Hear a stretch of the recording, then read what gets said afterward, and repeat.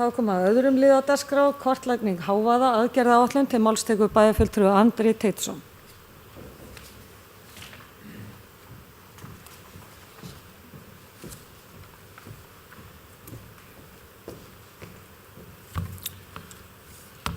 Já, forseti, ágætu bæjarfulltrúar, þetta liður 4 í fundargerð skipulagsráðs dagsettri 15. maí 2019.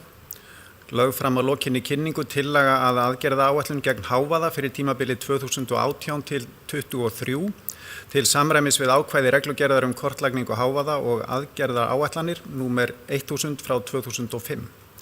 Aðgerðaáætlunin unnin út frá niðurstöðum kortlagningar hávaða sem gerð var árið 2017 og var haft samráð við Vegagerðina og Isavia við gerð hennar.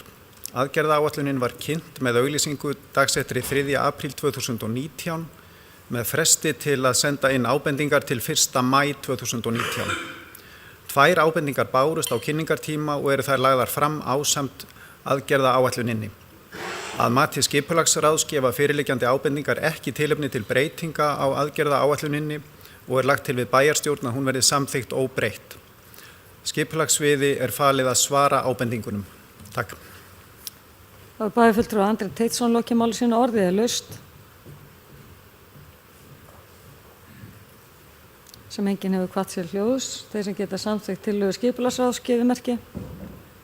Það eru 11, takk fyrir það.